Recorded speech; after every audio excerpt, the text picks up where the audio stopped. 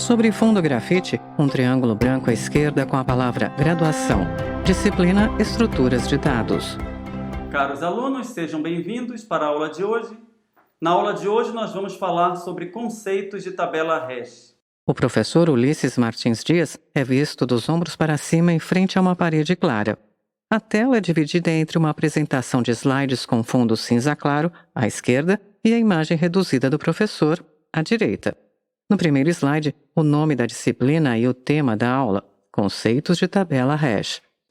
O roteiro que eu vou seguir na aula de hoje será: falaremos um pouco de motivação de tabelas hash, depois estruturaremos o tipo abstrato de dados, depois falaremos sobre os detalhes de implementação e depois falaremos sobre funções de hash. Primeiramente, uma motivação. O que nós sabemos? Nós sabemos primeiramente que uma busca sequencial ela executa em tempo O de n. Por quê? Porque no pior caso, para achar um determinado elemento dado uma chave, nós teremos que olhar toda a estrutura de dados, não importa se ela é uma lista encadeada ou se é um vetor. A busca binária, por outro lado, ela executa em tempo O de log de n. Entretanto, a busca binária ela exige algumas restrições. Por exemplo, ela exige que a gente esteja em um vetor e ela exige que esse vetor esteja ordenado. No slide, os tópicos explicados. Sabemos que busca sequencial executa em tempo O de n. Busca binária executa em tempo O de log de n. Busca ordenada exige valor ordenado. Seria possível efetuar uma busca em tempo melhor do que O de log de n? Quais restrições devem existir sobre os dados? A dúvida que surge é: seria possível executar uma busca em tempo melhor do que O de log de n? Sendo possível, quais seriam as restrições que devem existir sobre os dados? Então vamos estudar tabelas de hash pensando nessa motivação. As tabelas de hash, elas permitem buscas em tempo constante, satisfeitas algumas restrições em relação principalmente à função de espalhamento. Essa estrutura ela pode ter vários nomes dependendo do local ou da linguagem de programação onde ela foi implementada. Por exemplo, em Python, você deve ter se acostumado com uma estrutura de dados chamada de dicionário. Se você programa em outras linguagens, como o Dart, da plataforma Flutter, você provavelmente chama a mesma estrutura de dados, só que dessa vez você chamaria ela de mapas. Em outros lugares, essa estrutura de dados ela é chamada de arrays associativos e assim por diante. A princípio, a chave de busca utilizada dentro de uma tabela hash ela pode ser de qualquer tipo, desde que ela possa ser mapeada em um tipo inteiro, como nós vamos estudar hoje. Vamos tentar entender o tipo abstrato de dados aqui. Tá? Quando nós formos implementar uma tabela hash, temos que entender que ela é um container do jeito que a gente fez com pilhas e filas. Ela é uma estrutura em que a gente coloca elementos para depois buscar os elementos. Na hora de buscar os elementos, só para sabermos, nós utilizaremos uma chave que nós chamaremos de K. Então, K é a chave que vai me ajudar a buscar um registro específico. Novo slide com 3 tópicos. No primeiro, a informação. Retrieve item. K entre parênteses. No segundo, insert item. Abre parêntese, K, vírgula V, fecha parêntese. No terceiro, delete item. K entre parênteses. O retrieve item, que é esse método mencionado aqui, ele retorna uma entrada com chave igual a K se ela existir. Caso contrário, retorna nulo. O insert item, recebendo uma chave K e um valor V, ele insere essa entrada V na chave K, se a chave não existir. Então vamos assumir que a chave não existe para ver a inserção. Caso contrário, nós vamos fazer uma atualização, ou seja, substitui-se o registro que está lá para que ele tenha o novo valor. Então, o insert item KV, ele funciona como inserção ou atualização. O delete item é um método que remove uma chave K e o valor associado a ela. Nessa nossa disciplina, nós implementaremos o retrieve item, insert item e o delete item. Em novo slide, outros métodos. Size, abre e fecha parênteses. Key set, abre e fecha parênteses. Values, abre e fecha parênteses. Entry set, abre e fecha parênteses. Entretanto, com dicionários com tabelas de hash, outros métodos também são comuns. Por exemplo, método size, que ele retorna o número de entradas que existe naquela tabela de hash, ou seja, quantas inserções ocorreram lá dentro. Também existe um método chamado keyset. Ele retorna uma lista encadeada de todas as chaves armazenadas na tabela. Para que serve essa lista encadeada? Para depois a gente poder, por exemplo, iterar sobre todos os elementos dentro da tabela. Em Python você deve ter se acostumado com isso. Seria o método .keys da linguagem Python, que você aprendeu em disciplinas anteriores a utilizar dicionário. Nós não implementaremos ela aqui. Entretanto, é um método que seria interessante numa tabela de hash que você for utilizar.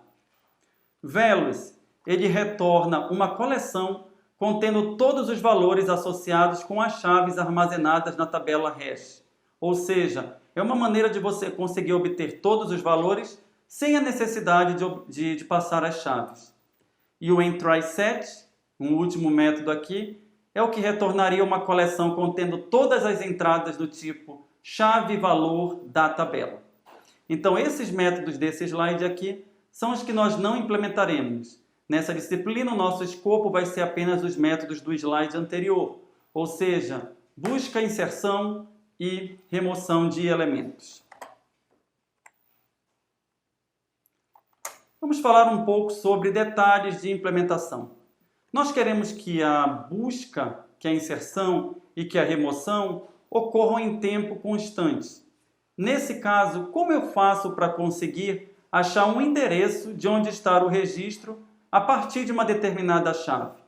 Nesse caso, o que eu tenho que fazer é, a chave ela tem que me indicar onde está o registro. Essa é a única saída que eu tenho. A pessoa tem uma chave de busca e eu uso essa chave de busca para encontrar na memória o registro. Então, tem que haver um mapeamento da chave de busca para o endereço de memória. Cada entrada da nossa estrutura de dados ela é composta por um par do tipo chave-valor, um K,V. E a associação entre essa chave e o endereço que estará o valor, onde estará o valor, é que define o mapeamento. No tópico mencionado, o par chave-valor é, abre parêntese, K, vírgula, V, fecha parêntese, K é a chave, V é o valor. A chave ela é um identificador único e deve ser vista como uma maneira de se obter a região de memória onde o valor está. Então, como eu posso chamar isso? Eu posso dizer, então, que a chave fornece ou proporciona um endereço para o seu valor. Então, essa é a grande ideia da tabela de hash, tabela hash. Você tem uma chave e essa chave lhe ajuda a dizer onde está o registro que você está procurando. A tabela ela pode ser organizada em memória como um vetor, dado que este permite acesso em tempo constante. O que nós estamos tentando obter aqui? Acesso em tempo constante a um determinado registro.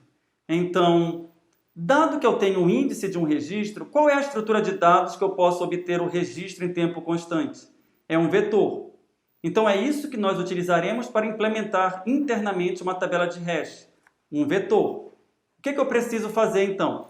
O usuário ele tem uma chave que não necessariamente é um índice de um vetor. A chave pode ser uma string, pode ser um tipo qualquer. O que eu tenho que fazer é mapear essa chave em um inteiro e depois de mapear da chave em um inteiro, eu posso, com esse inteiro, identificar qual é o índice do registro que eu estou buscando. É justamente o que essa figura aqui está dizendo.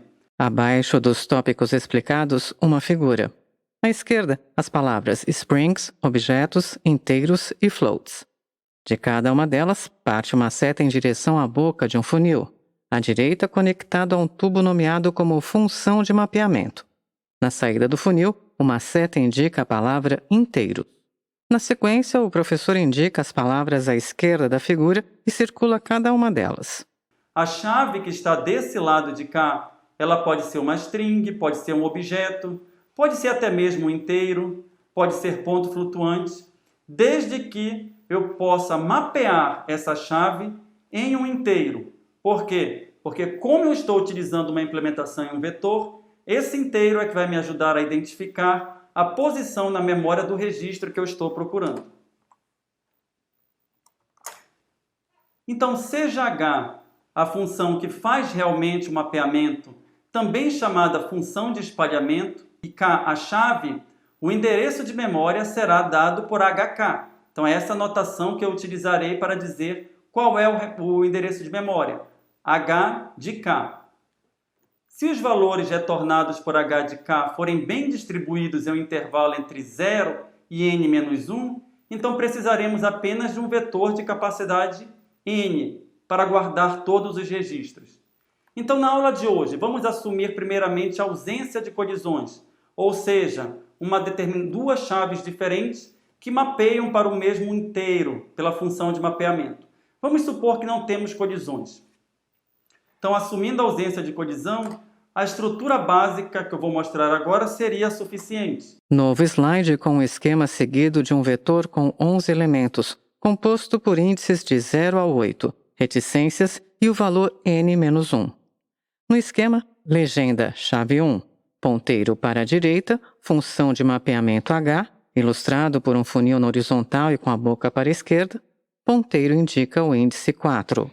Chave 2, ponteiro para a esquerda, função de mapeamento H, ponteiro indica o índice 2. Chave 3, ponteiro para a direita, função de mapeamento, ponteiro indica o índice n-1. Na sequência, o docente circula a chave 1. A função de mapeamento ligada à chave 1 escreve H acima da função e contorna o ponteiro que indica o índice 4. Alguém daria uma chave. Aqui a função de mapeamento H transformaria essa chave em um inteiro e eu procuraria um inteiro, eu colocaria o inteiro, eu colocaria o valor num vetor na posição de memória indicada pelo inteiro. Então tem chave, também tem um valor que eu quero armazenar, a função H transforma em inteiro e eu coloco no vetor. Se tem uma chave 2, eu faço o mesmo, transformo em um inteiro diferente e coloco na posição definida por esse inteiro. Se tem uma chave 3, eu transformo essa chave em outro inteiro, por exemplo, esse daqui ele mapeou para n-1, e eu coloco o registro na posição n-1. Ele circula a chave 2, a função de mapeamento ligada à chave 2, e contorna o ponteiro que indica o índice 2. Depois, circula a chave 3 e o índice n-1. Então, o que existe aqui? Chaves, a função H, que vai me dizer exatamente no vetor onde eu posso colocar o registro. Essa é a ideia que eu gostaria que vocês tivessem de agora em diante. Então, a função de hash H mapeia cada chave em um intervalo de 0 a n-1. Vamos assumir isso. Onde n é a capacidade do vetor. Aqui eu coloquei arranjo. Quando eu falar arranjo, array, vetor, em geral eu estou querendo falar a mesma coisa. É possível tratar colisões quando duas chaves elas apontam para o mesmo índice. Na verdade, nós teremos que tratar as colisões, mas, por hora, vamos pensar em evitar essas colisões. Então, a função de espalhamento ela tem que diminuir a quantidade de colisões. Claro, a função de espalhamento não vai garantir que não haverão colisões. E numa próxima aula futura, a gente entende como o tratamento dessas colisões pode ser feito. Uma função de hash ela é dito boa se minimiza a ocorrência dessas colisões. Uma função de hash boa provavelmente não vai eliminar completamente as colisões. Eu poderia confeccionar duas chaves imaginando a função de hash e dizer, olha, aqui tem uma colisão. Então não vamos tentar eliminar as colisões com a função de hash. Vamos assumir por hora que não existem, tudo bem, mas no futuro a gente vai tratar essas colisões. Tá? No futuro você vai entender o que significa então o tratamento de colisões. Vamos entender por hora que uma função é boa quando, uma função de hash é boa quando diminui ou melhor, minimiza a ocorrência de colisões. A primeira tarefa da função será transformar chaves de tipos arbitrários em inteiros. Então, vamos assumir que queremos armazenar informações de funcionários de uma empresa em indexar essas informações pelo login único da pessoa. Então, vamos assumir que todos os funcionários têm um login e é esse login que vai ser utilizado como chave de busca. O login ele pode ser o primeiro nome da pessoa, mas se este já foi escolhido por alguém, então outro login deve ser selecionado, por exemplo, por aquele funcionário. Então, por exemplo, se meu nome é Ulisses. Se existir outro Ulisses na empresa, eu poderia colocar Ulisses 02, algo nesse sentido. Então, como eu transformo a chave, que seria, por exemplo, o nome Ulisses, que seria a chave de busca, em um inteiro, porque eu preciso de um inteiro para procurar no vetor. Eu posso simplesmente, ou melhor, eu posso inicialmente mapear caractere para inteiros. A tabela ESC pode ajudar nesse caso. A tabela ESC é uma tabela que mapeia cada caractere para um índice inteiro. No slide, o professor escreve ESC à esquerda de uma tabela formada por 3 colunas com o tópico. Uma função de hash pode primeiramente mapear os caracteres para inteiros. Coluna 1. A maiúsculo 65. B maiúsculo 66. C maiúsculo 67. D maiúsculo 68. E maiúsculo 69. F maiúsculo 70. G maiúsculo 71. Coluna 2. A minúsculo 97, B minúsculo 98, C minúsculo 99, D minúsculo 100, E minúsculo 101, F minúsculo 102, G minúsculo 103. Coluna 3. 0,48, 1,49, 2,50, 3,51, 4,52, 5,53, 6,54. Abaixo um exemplo.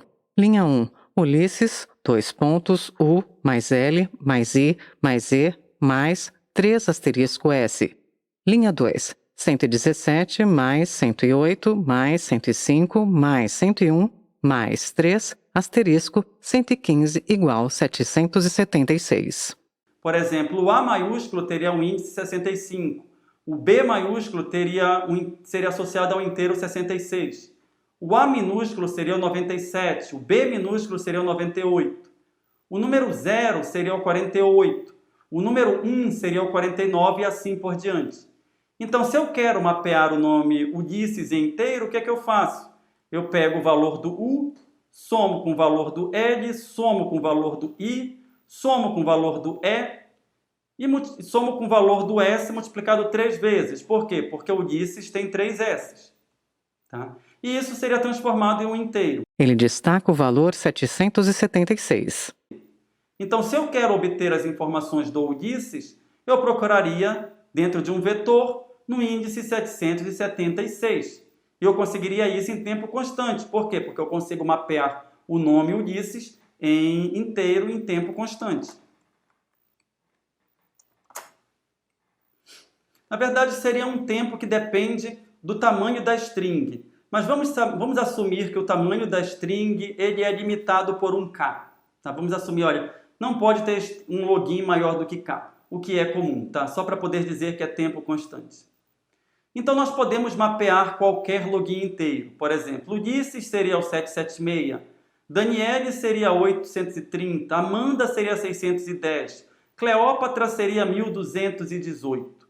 Slide com o tópico, podemos mapear qualquer login em inteiro. Os nomes em letras minúsculas e os números inteiros formam uma coluna. Ulisses, 776, Daniele, 830, Amanda, 610, Cleópatra, 1218. Tá? E o valor inteiro encontrado seria o índice da entrada em um vetor, o índice do registro dentro de um vetor. E é essa ideia que ilustra tudo que nós temos a dizer sobre uma tabela hash. Entretanto, essa ideia ela gera algumas colisões. Por exemplo, Orlando e Ordinauro, que são a leitura inversa um do outro, eles seriam mapeados para o mesmo índice. O mesmo de Adriana e Ariadna. Por quê? Porque eles têm as mesmas vogais. Então, pessoas tendo as mesmas vogais e consoantes, as mesmas letras, me desculpe. Então, pessoas que tenham nomes com as mesmas letras, elas seriam mapeadas para o mesmo índice. Isso quer dizer que essa função ela não espalha assim tão bem. Em novo slide, as informações. Essa estratégia para colisões. Orlando 751. Odinauro 751. Adriana 720. Ariadna 720.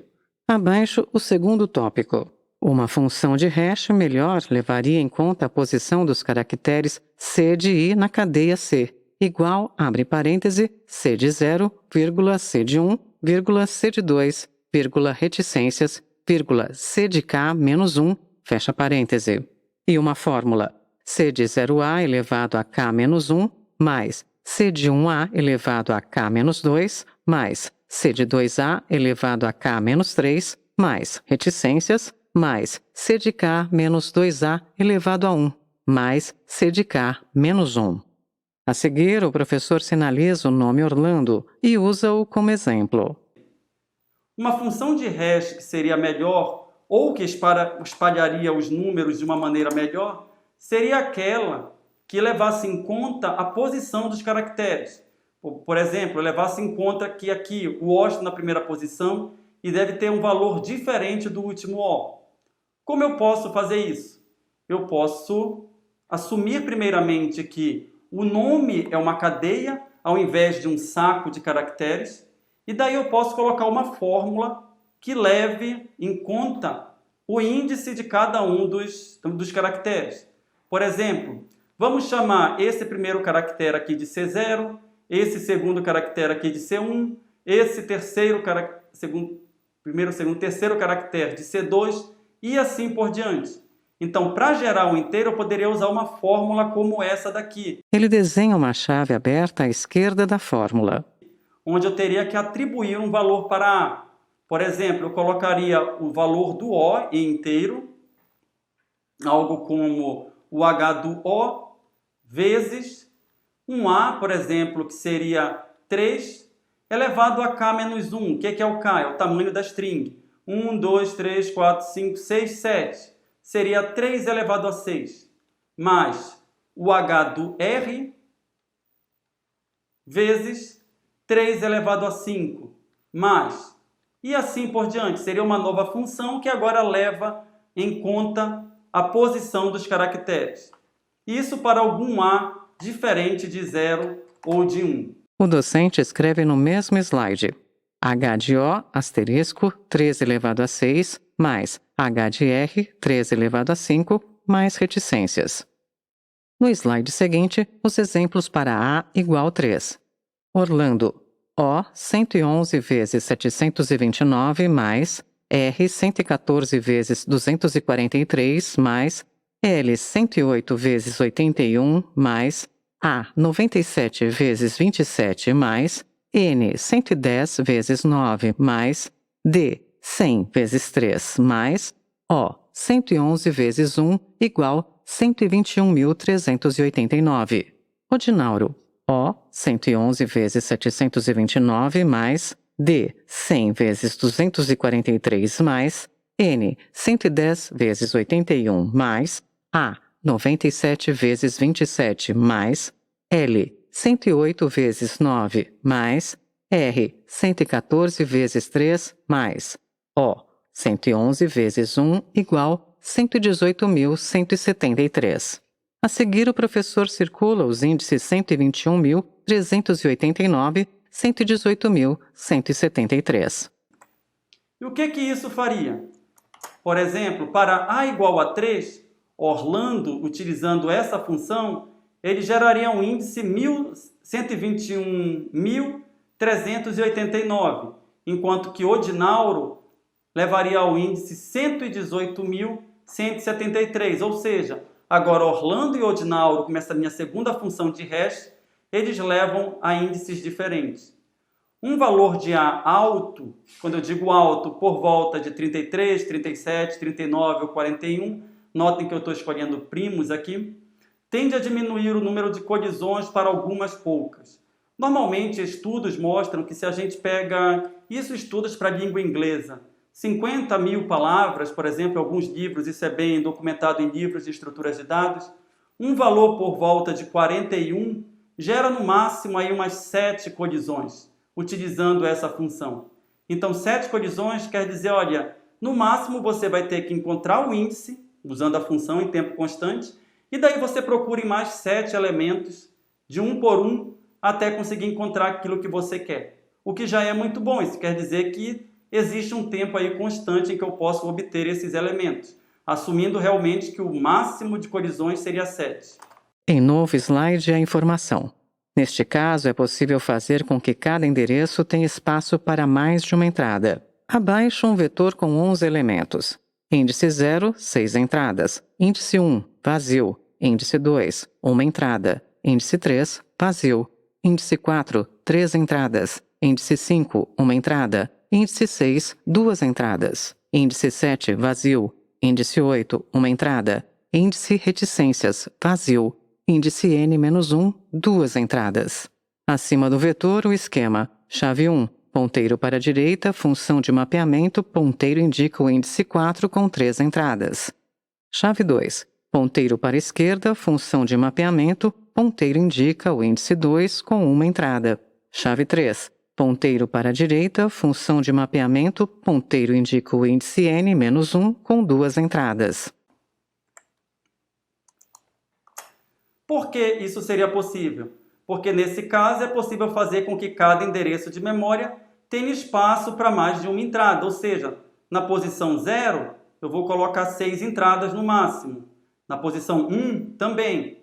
Então a função de hash mapeia para esse índice e nesse índice aqui eu procuro de 1 por 1. Essa seria uma ideia boa. O professor destaca o índice 0 e desenha uma seta em direção ao mesmo índice. Depois, circula a função de mapeamento da chave 1 e indica o índice 4. Tá? Entretanto, um valor de A muito alto, ele pode até mesmo levar a um overflow do intervalo dos inteiros, ou seja, ficou tão alto o valor por causa de um A muito alto, que aí ultrapassa o limite dos inteiros. Na verdade, isso pode até acabar gerando tabelas de hash muito grandes, que ocupam muita memória. Então, o que se faz depois disso? Normalmente, uma compressão. Você define um n, dizendo, olha, não, eu não quero, eu vou usar aquela função anterior, entretanto, eu quero um array de tamanho só 5.000 no máximo. E o que você faz? Você utiliza o resto da divisão. Você computa da maneira que tinha feito antes e depois computa o resto da divisão e o resto da divisão pelo tamanho do array, do vetor, é onde você vai colocar aquele registro. No slide, o docente destaca a fórmula da compressão, I mod n. Uma coisa que a gente pode perceber, o tamanho que você colocar para o vetor interfere, claro, na presença de colisões. Se você usar um tamanho de vetor igual a 1000, vai ter muito menos colisões do que se usasse um tamanho do vetor igual a 100. Por quê? Porque em 1000 você consegue espalhar mais. Então o n aqui ele interfere na ocorrência de colisões. Para ajudar no espalhamento, é interessante utilizar um número primo para n. Por quê? Porque ele quebra aí alguns padrões que podem se repetir. Isso diminui a chance de ocorrer determinados padrões na distribuição de dados. Slide com um exemplo.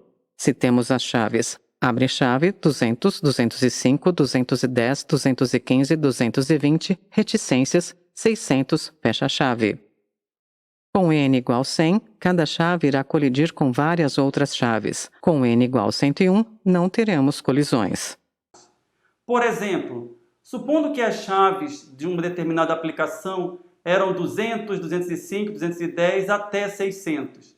Se você escolher, por exemplo, um n igual a 100, então cada chave irá colidir com várias outras chaves. Por exemplo, o 200 vai colidir com o 300, que vai colidir com o 400, que vai colidir com o 500, que vai colidir com o 600. O professor escreve uma lista com os elementos 200, 300, 400, 500, 600. A seguir, indica a lista recém-formada. Entretanto, se você utilizar um n igual a 101, só lembrando, eu estou dizendo que vai colidir, por quê? Porque o resto da divisão por 100 de todos esses elementos vai ser o mesmo. O mesmo ocorre, por exemplo, 201 com 301. O resto da divisão por 100 vai ser igual a 1, ou seja, eles irão colidir. Mas se você escolhesse um n igual a 101, Nesse conjunto inteiro, nós não teríamos nenhuma colisão. Então, isso aqui havia um padrão, era 200, 205, 210. O fato de ter escolhido um primo fez com que a gente tinha um padrão nas chaves, mas fez com que não houvesse um padrão na distribuição de dados. É isso que eu queria na hora de escolher um N inteiro. Então, o que a gente já viu agora? Existem vários ingredientes que a gente precisa para construir uma tabela de hash. Quais deles são importantes? O tamanho do vetor é importante. Por quê? Porque um vetor maior normalmente tende a dar uma possibilidade de espalhar melhor os dados e diminuir as colisões. A utilização de um tamanho de vetor inteiro ajuda a gente a quebrar alguns padrões que poderiam fazer com que as colisões ocorressem. A própria função de hash também ela pode ser boa, no seguinte sentido, ela minimiza as colisões, ou não ser tão boa, por exemplo, gera muitas colisões. Pega as strings e joga as strings todas para o mesmo índice do vetor. Na próxima aula nós implementaremos esses conceitos em C++ e em seguida veremos técnicas de tratamento de colisões. Mas por hora, era isso que eu gostaria de falar para vocês. Um forte abraço, agradeço por terem assistido a aula até aqui.